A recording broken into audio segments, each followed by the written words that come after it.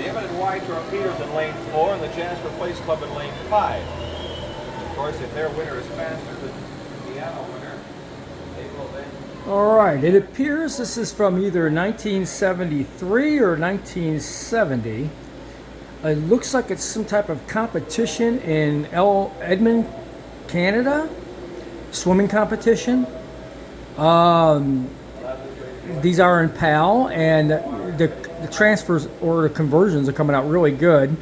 This is recovery on this particular tape because it's recorded very unusual in the type of format that it was used at that time, especially if it's in PAL and it was a Type A. And like I said, guys, these Type A's are really unusual machines. They're not easy to run, but we did figure it out for this guy.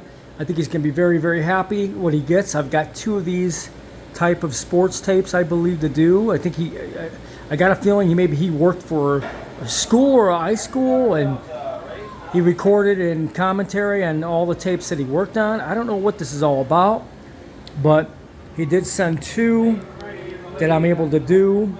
But these are PAL. You know, PAL is a very unusual format to do, especially when you're in the United States and you only do NTSC. You have to really understand the systems between PAL and NTSC.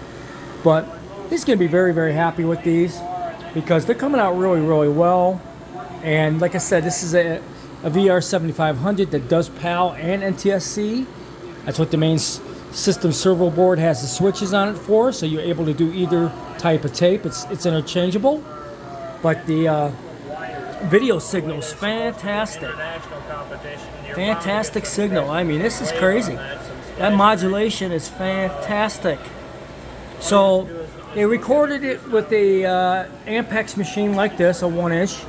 The only problem with these is if you don't know how to set up the camera white balance and you get it correctly, when you start taking this stuff through time-based correction or whatever, you'll get like really hot spots. Sometimes the video will start to jump at certain points. And it's really hard to correct, especially when it gets very, very bright, such as that.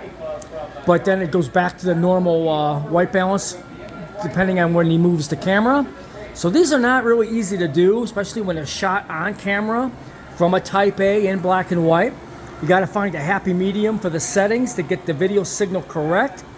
So that's why you're using a scope like this in production, so you can maintain your signals. You don't want to go over 100%. You want to stay under or just below it, and you're able to get a correct signal and lock everything in the way it was recorded.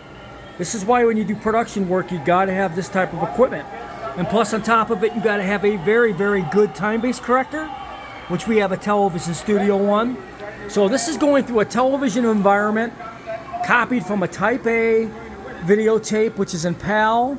We go into a television studio environment, captured to a very high professional computer that's captured to a file. This is the way Obsolete Video Services does its captures. We're set up to do all kinds of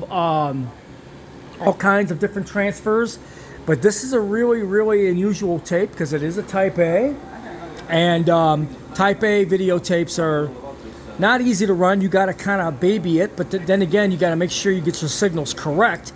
That's why there's a door on here, because you got to know how to set signals. This is what engineering work comes into phase.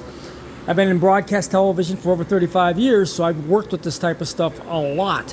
You definitely do not need to know how to set up signals, kind of feel out the tape, the way it was recorded, have the correct machine, so you can maintain the correct signal. The correct signal is a must, especially when you're doing recovery. This is recovery work. This is a one-shot deal.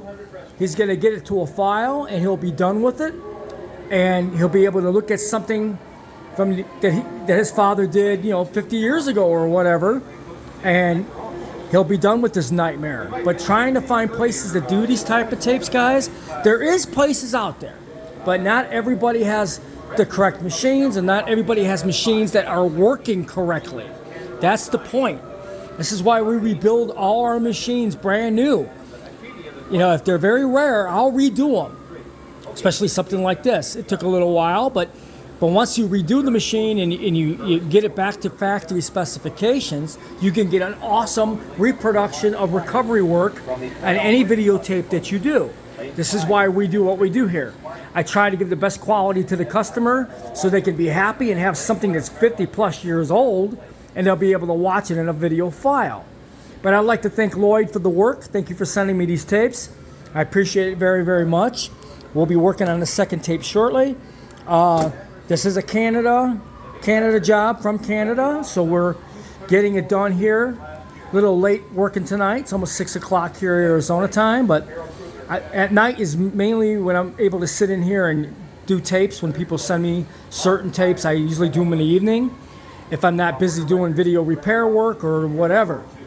But we're the leading edge in Type A videotape transfers or recovery in the entire country.